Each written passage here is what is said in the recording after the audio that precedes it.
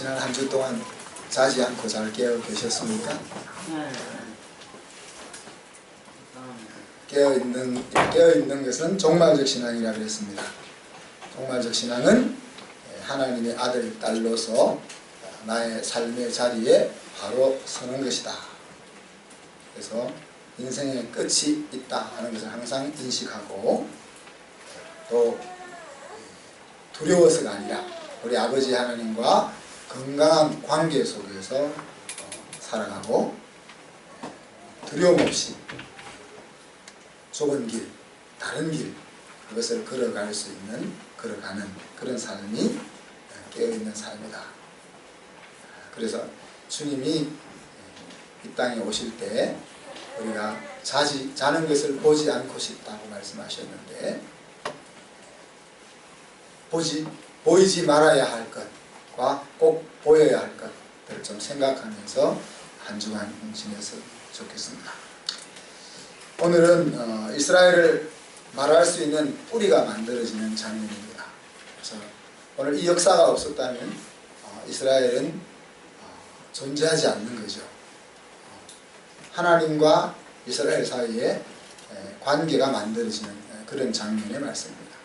이것은 우리가 하나님과 관계가 만들어지는 장면의 모형이기도 합니다. 그래서 출애굽기는 이스라엘의 민족의 역사지만은 사실은 우리 믿음의 뿌리의 역사를 모형적으로 보여주고 있는 것이라 그렇게 말할 수 있습니다. 그런데 오늘 그 장면에 쓰임받는 모세의 부르심에 대해서 같이 나누고 싶습니다. 그리고 모세의 부르심을 우리가 나누면서 우리 각자의 부르심에 대해서 깊이 생각해 볼 수 있었으면 좋겠습니다.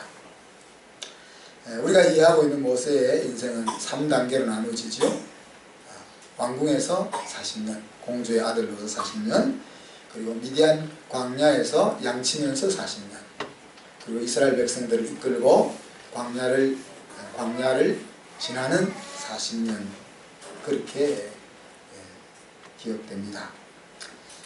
애국 왕궁에서의 40년은 우리가 생각하기는 애국의 모든 학문을 배우는, 다시 말하면 세상적인 실력을 키우는 40년으로만 주로 알고 있는데, 사실 그 일기 때도 모세는 대단한 믿음을 발휘하며 살았던 사람입니다. 물론 결정적인 순간에 신중하지 못한 행동을 보였지만, 사실 그 일기 때가 어떻게 보면 가장 대단한 믿음을 발휘했던 것입니다. 히브리서 11장에 보면은 이 모세와 관련된 부분이 가장 많이 기록되어 있습니다. 믿음에 대한 이야기를 하면서 모세의 어머니에 대한 이야기, 또 산파에 대한 이야기, 또 모세 자신에 대한 이야기가 몇 번에 걸쳐서 반복되죠. 여기 보면은 믿음으로 모세는 장성하여 바로의 공주의 아들이라 칭함을 받기를 거절하고, 우리가 아는 이제 출애굽기에 나와 있는 모세는 애굽 사람을 쳐 죽이는 것이 발각되어 광야로 도망가는 모세로만 알고 있는데, 히브리서에는 장성하여 바로의 공주의 아들이라 칭함 받기를 거절하고 그 앞에 믿음으로라고 이런 이야기가 나옵니다. 그리고 도리어 하나님의 백성과 함께 고난받기를 잠시 죄악의 낙을 누리는 것보다 더 좋아하고, 그 다음 세 번째는 그리스도를 위하여 받는 수고를 애국의 모든 보화보다 더 큰 재물로 여겼다. 이 세 가지가 나옵니다. 그래서 모세는 예수님이 오시기 전 1400여 년 전 사람입니다. 1400여 년 전에 이 출애굽기를 기록했습니다. 그런데 그리스도에 대해서 알고 있었다는 거죠. 오실 메시아에 대해서 알고 있었다는 겁니다. 그리고 심지어는 자기의 행동을 오실 메시아를 위한 고난으로까지 이해할 수 있는 믿음이 있었다는 것이죠. 그리고 이 세 가지 믿음의 행동을 할 수 있었던 것은 상을 주심을 바람이라. 그래서 히브리 11장 6절에 나와 있는 것처럼 하나님을 의식하며 살았던 모든 삶에 대해서 하나님은 하나도 잊지 아니하시고 하나도 무시하지 아니하시고 심지어 소자에게 물 한 그릇 떠준 그것까지도 상을 주시는 것에 대한 것을 믿었기에 이 놀라운 믿음의 결단을 할 수 있었다. 그렇게 성경이 이야기하고 있습니다. 그러니까 우리가 알고 있는 그 모세의 어린 시절은 사실 믿음의 용사처럼 키워졌던 40년이라 그렇게 말할 수 있습니다. 그리고 그것을 장성해서 그런 결단을 내리게 되었죠. 이 이야기를 알려면은 역사 이야기를 조금 해야 되겠습니다. 그죠? 바로라고 소개되는 이 바로는 투트모스 1세인데 그 투트모스 1세의 공주가 오늘 모세의 양어머니가 되는 하셉수트라는 이름 발음하기 좀 어렵죠. 하셉수트라는 공주입니다.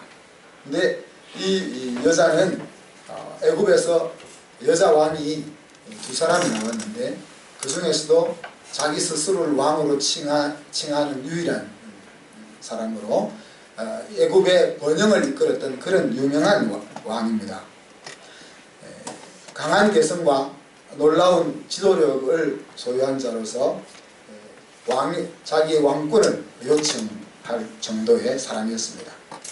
이 하셉수트는 투트모스 1세인 왕과 왕비 사이에 태어난 무남동녀, 그러니까 네 아이가 엄마 아빠 사이에 태어났는데 셋은 다 어려서 죽고 혼자 살아남았죠.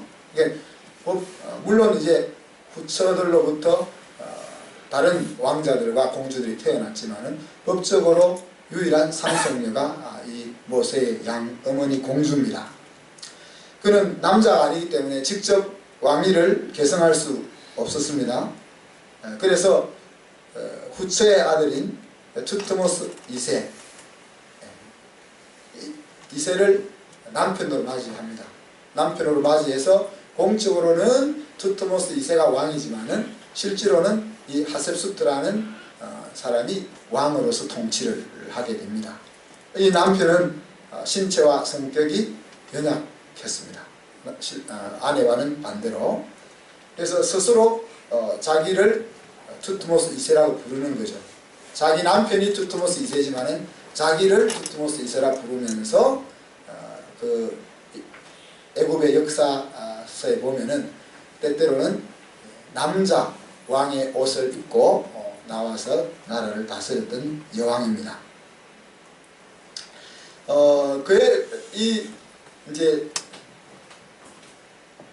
하셉수트도 외동딸을 하나 가지고 있었는데 외동딸 이제 아들은 없고 외동딸을 가졌는데 이제 자기 남편이 죽고 나니까 이제 누가 즉위를 해야 됩니까? 남자가 즉위해야 되니까 후처에 의해서 태어난 투트모스 3세 이 사람이 지금 오늘 모세를 쫓아내는 왕입니다. 투트모스 3세가 즉위를 합니다. 나이는 한 10살 정도 때 즉위를 했는데 한 1년 정도 나라를 다스렸을 때에 이 하셉수트 공주가 왕권을 이렇게 빼앗아서 자기가 실질적인 왕으로서의 통치를 22년 동안 하게 됩니다. 그래서 22년 동안 하고 이 공주가 죽을 때 다시 투트모스 3세가 다시 왕권을 회복하는 거죠. 자기를 몰아냈던 양어머니 죽자 자기 다시 왕권을 가지게 됩니다.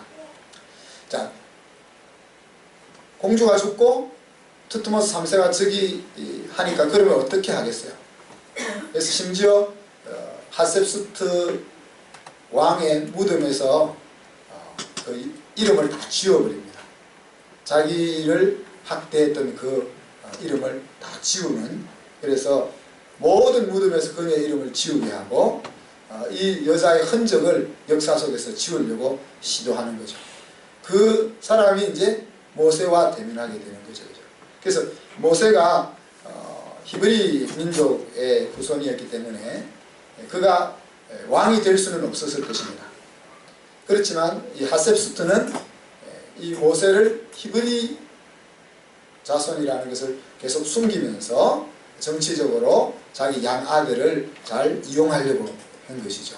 그리고 그에게 왕위는 주지 않았지만 왕위에 버금가는 권력을 그에게 준 것입니다. 그런데 모세가 오늘 성경에서 말하는 것처럼 40세에 장성하여 바로의 공주의 아들이 되는 것을 버리고 라는 말이 그 이야기입니다.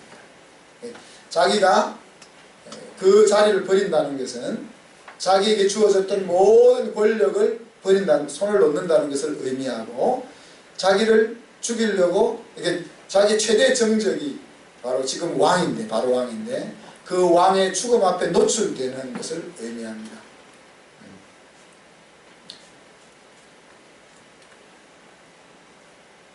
그래서 이제 이런 상황 속에서 이제 모세가 모든 특혜를 버리고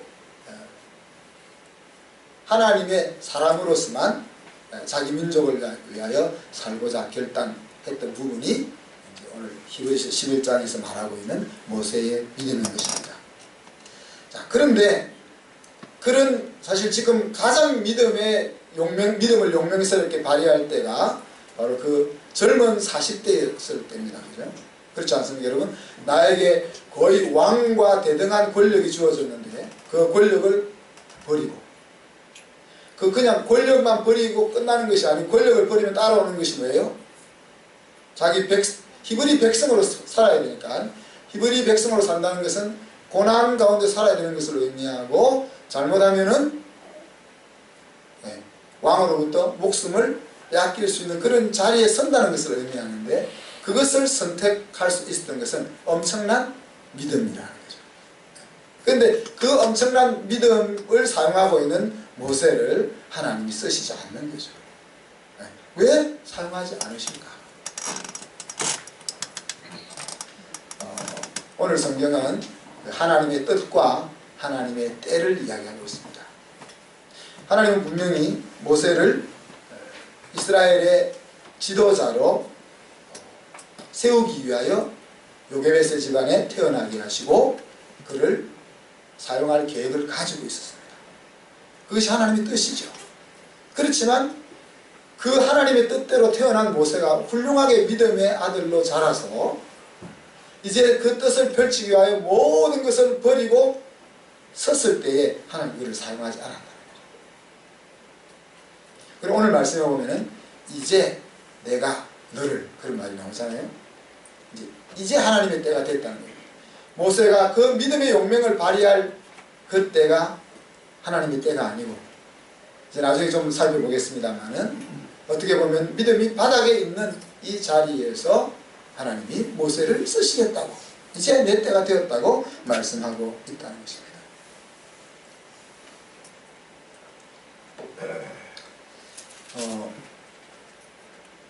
모세가 애굽 사람을 하나를 쳐 죽이잖아요. 그 쳐 죽인 사건이 하나 발각되었다고 해서 이렇게 믿음이 대단한 모세가 미디안으로 도망갔어야만 할까? 이런 생각을 우리가 할 수 있잖아요. 그런데 아까 말씀드린 것처럼 그 바로 왕은 지금 하셉수트 공주의 모든 흔적을 지우려고 했고, 그 중에 가장 정적인 이 모세를 죽일 궁리만 하고 있었을 거 아닙니까? 그런데 모세가 저지른 이 행동은 모든 정황으로 모세를 궁지에 몰아넣을 수 있는, 죽음으로 몰고 갈 수 있는 그런 상황을 바로 왕에게 제공했던 것입니다. 자, 이제 두 번째는 미디안 광야에서는 40년을 모세가 생활하죠. 이 시기는 모세의 힘을 빼는 시간이라고 생각하기도 하고, 또 모세가 온유해지는데 걸리는 시간이라기도 하고 생각을 합니다. 근데 이 40년을 지나면서 모세의 힘이 다 빠진 건 아닌 것 같아요. 모세가 광야로 이스라엘 백성들을 이끌고 나갈 때 성질내는 모습을 보면은 힘이 다 빠진 것은 아닌 것 같아요. 그러니까 이 광야 40년이 꼭 이 미디안 광야 40년이 힘을 빼기 위한 시간만은 아니었다. 자, 하나님이 이제 이 미디안 광야 40년이 지났을 때 오늘 그를 부르십니다. 근데 그 부르심에 대한 모세의 반응을 우리가 살펴봅시다. 지금 하나님의 부르심은 자기가 40년 전에 그렇게 원하던 것을 위해서 이제 하나님이 가라고 하는데 왜 핑계를 대고 있을까? 모세는 지금 4가지로 핑계를 댑니다. 오늘 우리가 다 읽진 않았습니다. 첫 번째는 나는 자격이 없습니다. 나는 이스라엘 백성들을 이끌어낼 자격이 없습니다. 그렇게 핑계를 댔습니다. 두 번째는 백성들이 나를 따르지 않을 것입니다. 이 마음에 40년이 지났는데도 사라지지 않은 거예요. 저그들을 위해서 애굽 사람을 죽여주고 그랬는데 그들이 자기를 네가 누군데 이렇게 했던 그것이 아직도 가슴에 남아있는 거죠. 그리고 세 번째는 나는 말에 능하지 못합니다. 그리고 네 번째는 다른 사람을 세우세요. 이렇게 4가지로 모세가 하나님의 부르심을 거부합니다. 믿음으로 공주의 아들이라 칭함을 거절할 때 모습이 아니라는 거죠. 그죠? 그리스도를 위하여 받는 수모로까지 이해했던 그런 믿음이 아니라는 거죠. 오히려 지금은 뭐예요? 육으로 행하는 모습이죠. 오늘 이 4가지 모세의 하나님의 부르심에 대한 거부는 믿음과는 동떨어져 있는 육으로 행하는 모습을 우리에게 보여주고 있습니다. 그래서 이것은 하나님께 대한 저항이라고 볼 수도 있고 하나님께 대하여 맞서는 것이라고도 볼 수 있습니다. 그러면은 40년이 지남으로 인해서 모세가 미디안 광야 생활을 하면서 믿음이 다 사라졌다고 우리가 말할 수 있겠냐는 거예요. 여러분, 믿음이라는 것이 자기 목숨을 내어 걸고 그리스도를 위하여 고난을 받겠다고 한 그 믿음이라는 것이 40년이 지났다고 해서 사라졌을까?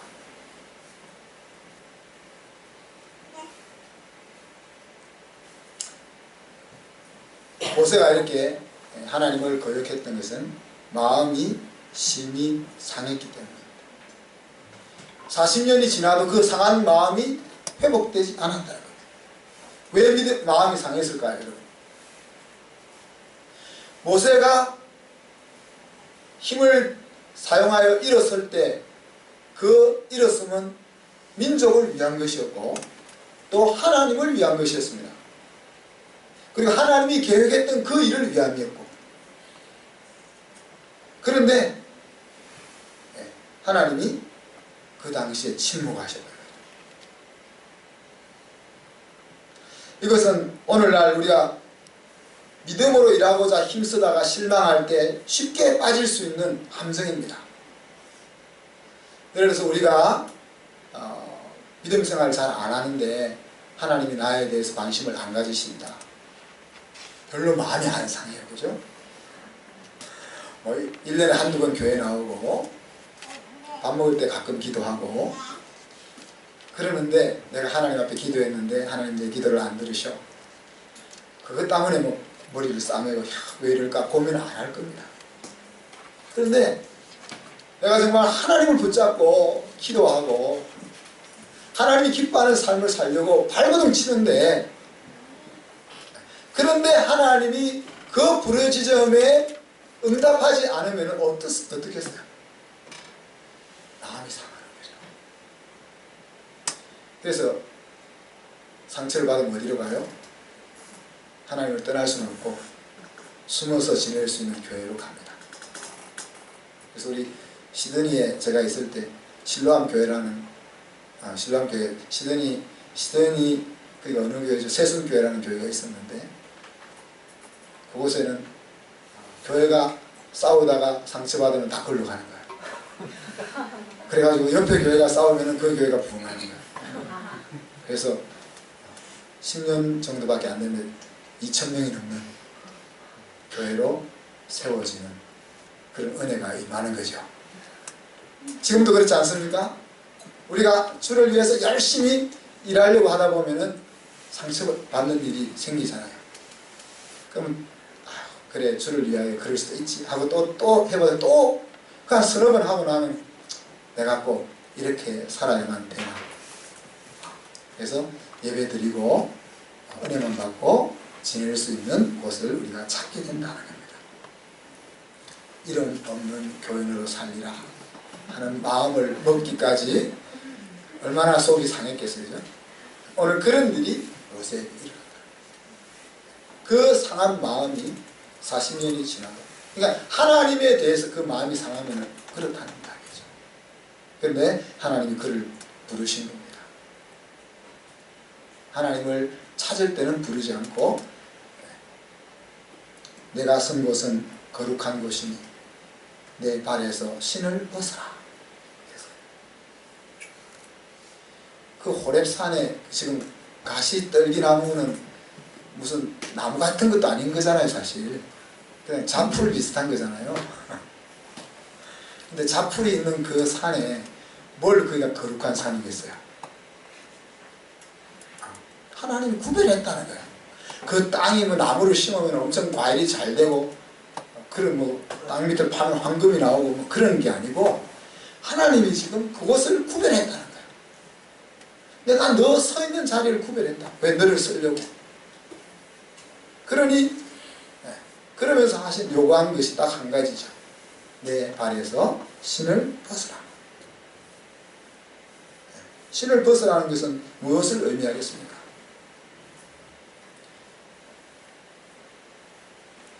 예수님이 제자들이 발을 씻기려 할 때 베드로는 또 특이하잖아요. 예수님, 스승이 어떻게 감히 제 발을 스승에게 씻기게 하겠습니까? 절대 제 발을 못 씻깁니다. 그러니까 예수님이, 야, 내가 너 발 안 씻기면 넌 나와 상관없어. 그러니까, 그러세요. 그러면 제 몸도 다 씻겨주세요. 그때 예수님이 하신 말씀이 뭐예요? 야, 너 이미 다 깨끗해졌지 않냐? 그런데 발은 깨끗해졌는데 발은 세상을 딛고 다니면서 더러워졌지 않냐? 그래서 내가 발만 씻긴다. 이렇게 얘기했어요. 발은 신은 세상과 접촉하는 그런 상징적인 의미를 가지고 있습니다. 그렇죠? 우리가 항상 거룩한 마음을 가지고 있어도 발은 세상에 딛고 살아갑니다. 우리가 하나님을 믿는 신앙을 가지고 살아도 이슬만 먹고 살 수 없죠? 밥을 먹으면서 살아가야 합니다. 여기서 신을 벗으라는 것은 네가 세상에서 가지고 있던 모든 것을 내려놓아라 하는 거예요. 네가 세상에서 경험하고 또 습득했던 모든 기술들, 그것들을 다 내려놓아라. 모세가 벗어야 될 신은 무엇일까요? 우리가 쉽게 생각할 수 있는, 그가 애굽에서 배웠던 왕이 되기 위하여 배웠던 학문, 그 모든 학문을 버리라는 거죠. 스데반은 모세가 애굽의 궁중에서 모든 학문을 배웠다라고 소개를 했었습니다. 또 그가 가졌던 애국심, 인간적 애국심, 그거를 버리라는 겁니다. 그리고 또 한 가지 버려야 하는 것은 광야에서 살면서 위축된 마음, 또 나 때문에 상한 그 마음, 그것도 버리라는 것이죠. 그런데 하나님이 버리라 할 때는 왜 버리라 할까요? 필요 없어서 버리라는 게 아니고 그를 쓰려고 버리라 하는 거예요. 자, 모세가 그것을 버렸을 때 정말 하나님이 버렸습니까? 사도 바울은 자기의 그 학문을 배설물과 같이 버렸습니다. 그러면 하나님이 바울의 그 학문을 버렸습니까? 하나님은 바울의 학문을 사용해서 13권의 성경을 쓰게 했습니다. 바울이 그것을 굳이 쓰겠다고 했으면 하나님은 그를 안 썼을 거예요. 그렇지만 버려라 할 때, 바울이 버릴 때 하나님 그거를 다시 들어서 쓰시는 겁니다. 벗지 않은 사람의 대부분은 성공적인 인생을 못 살았어요. 솔로몬은 하나님이 얼마나 많은 것을 주셨습니까? 지혜와 부귀의 영화를 주셨습니다. 그러나 그것을 버리지 못하고 그것을 가지고 나라를 다스리려 했기 때문에 결국은 하나님이 기뻐하시지 않는 왕으로 전락하고 말았습니다. 사울은 키가 한자나 더 있다 있고 준수하다 있고 누가 봐도 임금감이 되었다 그랬습니다. 그렇지만 다윗은 아니잖아요. 다윗은 봐도 임금감이 아니라고 그랬잖아요. 그러나 사울은 자기가 가지고 있는 그 힘을 버리지 않았기 때문에 하나님의 쓰임을 받을 수 없는 자리에 들어갔습니다. 모세가 신을 벗었을 때 모세가 가진 것으로 하나님은 어떻게 사용했습니까? 구약 성경 중에서 창세기, 출애굽기, 레위기, 민수기, 신명기 이것을 쓰게 했습니다. 그리고 그의 애국심은 더 이상 필요 없는 것이 아니고 하나님 앞에 범죄하여 이스라엘 백성들이 다 멸망당하는 위기에 빠졌을 때 모세는 어떻게 했어요? 하나님, 차라리 내 생명을 가져가더라도 우리 민족을 살려주세요 라는 것으로 쓰였어요. 또 하나님 때문에 상하였던 그 마음, 이스라엘 백성들이 광야를 거쳐 가나안 땅으로 들어갈 때 하나님께서 말씀하시기를 크게 10번이나 변역했다 그랬잖아요. 그죠? 적은 것까지 다 지금 수백 번 하나님 앞에 원망 불평을 했다는 겁니다. 하나님 앞에 원망 불평하기 전에 그 백성들은 바로 모세에게 원망 불평했습니다. 그렇게 원망 불평을 당하면은 우리 노무현 대통령처럼 나 대통령 못해먹겠어 하는 소리가 나올 만하잖아요. 사사건건 반대하고 사사건건 불평하며 사사건건 원망하는 그 백성들을 향하여 싫어하는 마음이 안 생길 수가 없잖아요. 그러나 그렇게 수백 번 그 마음을 상하게 하는 그 상함 앞에서도 그 이스라엘 백성들을 사랑하는 마음을 잃지 않고 가나안 땅 앞에까지 이끌고 갈 수 있는데 그 상한 마음이 사용되었다 하는 겁니다. 하나님께서 오늘 이제 내가 너로 라고 말씀하십니다. 이 말은 하나님의 때가 되었다는 것이죠. 이제라는 말은 이제 하나님의 때가 되었다는 겁니다. 하나님의 뜻이어도 하나님의 때가 있는 것이라는 거죠. 하나님의 뜻이어도 하나님의 때가 있는 거예요. 우리는 왜 하나님의 뜻인데 오늘도 이 모양입니까? 라고 주장할 수 있죠. 세월호를 바라보면서 왜 우리 아이들이 저런 일을 당해야 합니까? 원망할 수 있죠.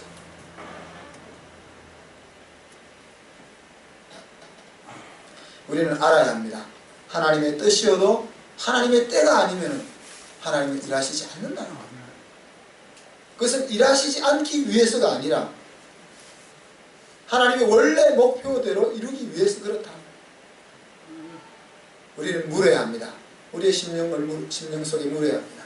모세처럼 마음이 상할 때 하나님 왜 하나님의 뜻인데 왜 일하시지 않습니까? 라고 물어야 합니다. 그래서 내 마음이 시원해질 때까지 하나님 앞에 따져야 돼. 오늘 저는 모세가 하나님 앞에 4번이나 4가지 이유를 들면서 반항하잖아요. 나는 이 반항이 여러분에게도 있어야 된다 생각해요. 이 반항은 하나님을 향한 반항을 하기 위한 반항이 아니에요. 자기 마음에 하나님의 소명이 제대로 마음까지 들려질 때까지 지금 반항을 하는 거예요.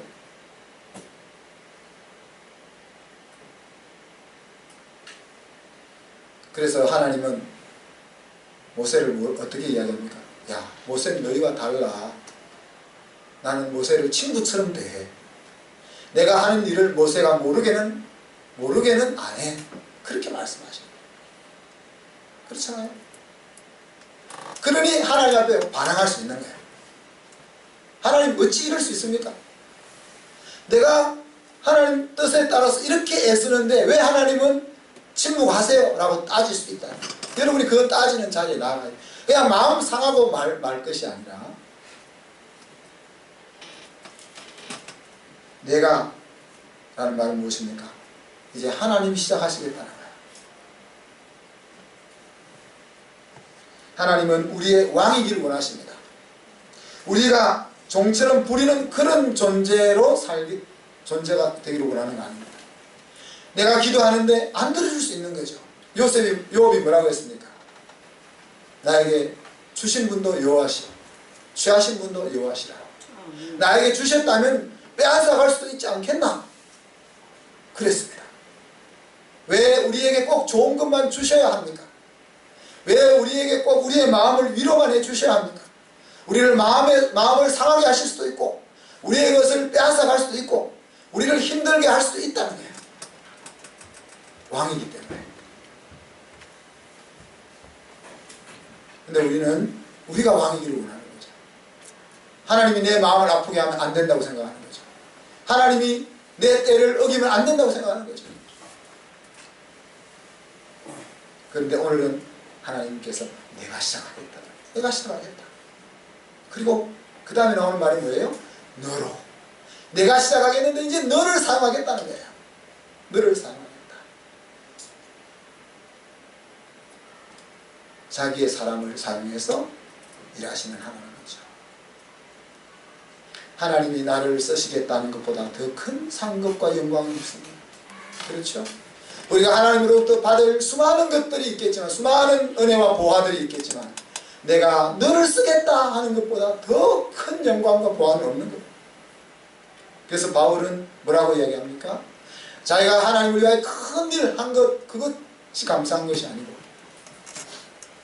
도덕 중에 괴수 같은 나를 하나님이 써준 것에 대해서 마음속에 감격이 흘러넘치는 거죠. 그러면서 내가 정녕 너와 함께 있으리라. 일을 맡기실 때는 일할 힘을 함께 주시는 분이 하나님이십니다. 정녕 너와 함께 하리라. 무슨 말입니까? 임마누엘, 승리의 공식입니다. 모세에게서 무엇을 발견해서 하나님이 부르신 것이 아닙니다. 그죠? 그렇다고 모세가 살았던 인생이 아무것도 아닌 것도 아닙니다. 하나님이 그를 세상에 보내셨고, 그를 그 자리에 올 수 있는 여건으로 이끌어 가셨고, 그렇지만 하나님의 때가 되어 하나님의 뜻을 이루는 그 자리, 모세가 하나님의 방법을 몰랐기 때문에, 하나님의 뜻을 몰랐기 때문에 방황했던 것이지, 하나님의 계획대로 역사가 진행해 왔던 것입니다. 말씀을 마무리합니다. 여러분은 자신이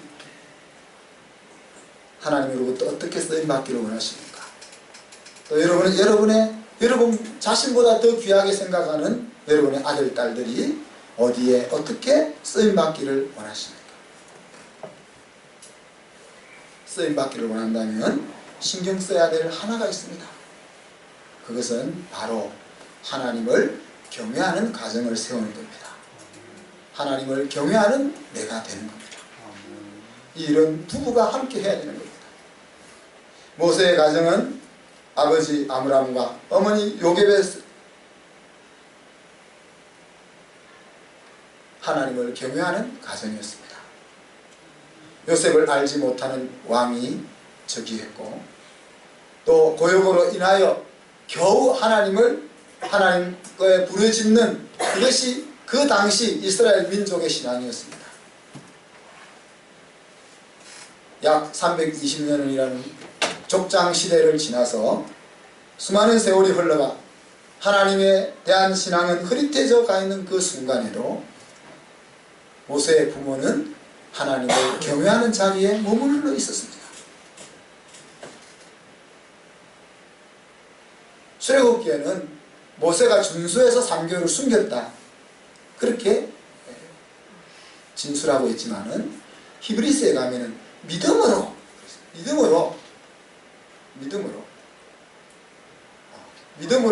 왕의 명령을 두려워하지 아니하고 석 달을 숨겼다. 자기가 할 수 있는 최선을 다해서 믿음으로 아들을 지키기 위해서 숨겼다. 또 갈대 상전을 엮어서 떠나보내면서 그 누이로 하여금 지켜보게 하잖아요. 왜 지켜보게 할까요? 뭔가 하나님의 역사가 일어날 거야 하는 것을 생각하는 거죠. 그리고 그 누이는 어떻게 행동합니까? 공주가 아이를 발견했을 때 쫓아가가지고 뭐라고 하죠? 아, 공주님, 제가 히브리 여행 유물을 하나 구해오면 어떨까요? 그 어디 돼도 않는 이야기입니다. 그죠? 나라를 좌지우지하는 왕이 될 그 공주, 지금 종으로 종살이하고 있는 그 민족의 어린 소녀, 그 소녀가 가서 감히 어디다 대고 유물 하나 구해줄까요? 이 말을 할 수 있겠어요? 그 이야기를 하잖아요. 그리고 모세가 한 4세 내지 5세 때까지, 요한이 좀 될 때까지, 요한인데 다 큰 거예요. 그러니까 될 때까지 엄마 품에서 자라잖아요. 근데 그 요한이 정도 될 때까지 뭘 다 가르친 거예요, 그 어머니가. 아까 말했던 것처럼 모세가 그런 믿음의 영웅 같은 행동을 할 수 있도록 교육시킨 기간은 5년밖에 안 되는 거예요. 그런 교육을 시키는 가정이었다는 거예요.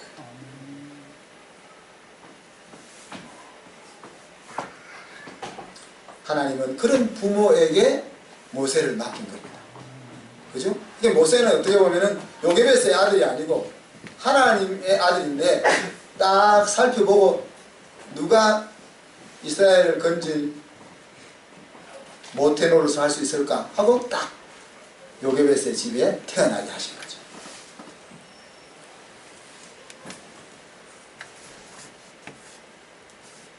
그래서 우리가 중요한 것은 요한의 믿음이 그만큼 대단한지, 그것은 요한이 엄마의 믿음이 달리는 거예요. 요한이 자꾸 물어봐야 될 거예요. 요한이가 40살 되었을 때는 요한이를 불러도 안 물어봐야 돼요. 지금까지 양육한 믿음이 앞으로 요한이의 인생을 이끄는 믿음인 거죠. 그죠? 그 경건한 가정을 세우는 것이, 여호와를 경외하는 경건한 가정을 세우는 것이 내 자녀가 하나님 앞에 쓰임받게, 부르심을 받게 하는 일이다. 이거를 우리가 해야 된다. 그리고 이제 하나님이 쓰실 때가 되었을 때 우리는 뭐 해야 돼요? 벗어야 한다. 신을 벗어야 하는 겁니다. 여러분, 내가 벗어야 할 신이 무엇인지를 살펴보고 벗어버립시다. 모세의 항변, 아까 이야기했지만 저항할 수도 있지만 하나님은 그 모세와 친구 같은 자리까지 갔다 그랬습니다. 그러니까 여러분이 하나님 앞에 벗기 전에 따지는 그와 같은 자리에 있어야 된다고 생각해요. 마음이 정리되지 않으면 한쪽 구석에 몰아놓고 잊어버린 채 그냥 사는 그런 것이 아니라 하나님께 계속 항의해야 돼요. 오늘 거부할 수 없도록, 모세가 거부할 수 없도록 하나님이 조치를 취해 주셨습니다. 뭘 조치를 취해 주셨어요? 야, 내가 네 말 못해? 그럼 형을 붙여줘. 말 잘하는 형을 붙여줘. 너 힘 없어? 그럼 내가 너와 함께 할 거야. 모세가 거부할 수 없는 여건을 만들어 주어서 그로 하여금 그 역사를 맡아가게 한 것처럼, 하나님이 내 마음속에 남아있는 그 답답함을 거부할 수 없도록 내 마음을 뚫어줄 때까지 우리는 뭐 해야 돼요? 하나님 앞에 항변해야 되는 거예요. 기도합시다. 하나님, 사랑과 은혜를 감사합니다. 모세가 없었다면 이스라엘 민족은 없었을 텐데, 하나님께서 모세를 신앙의 가정에 보내셔서 그의 믿음을 키우시고, 또한 때가 되어서 그를 부르시고 그를 사용하시는 장면을 우리가 살펴보았습니다. 주님, 하나님의 부름을 받고 하나님에게 쓰임받는 것보다 이 세상에서 얻을 수 있는 더 큰 것은 없을 텐데, 주님, 우리가 우리 자녀를 또 우리 자신을 그렇게 하나님 앞에 쓰임받는 자리에 세우기를 원합니다. 주님, 우리가 우리의 가정이 먼저 하나님을 경외하는 가정으로 세워질 수 있게 도와주옵소서. 하나님이 부르실 때에 우리가 가진 것들을 벗어버릴 수 있는 믿음을 저희들에게 허락하여 주시옵소서. 주님, 우리의 상한 마음이 있다면 그 상한 마음을 하나님께서 위로하시고 더 이상 내 마음이 답답하지 않을 때까지 하나님이 그렇게 조치를 취해 주실 때까지 하나님 앞에 항변할 수 있는 우리 성도들이 되게 하여 주시옵소서. 그리하여 이들을 통하여 하나님의 놀라운 역사가 쓰여지게 하여 주옵소서. 감사드리며 예수 그리스도 이름으로 기도하옵나이다. 아멘.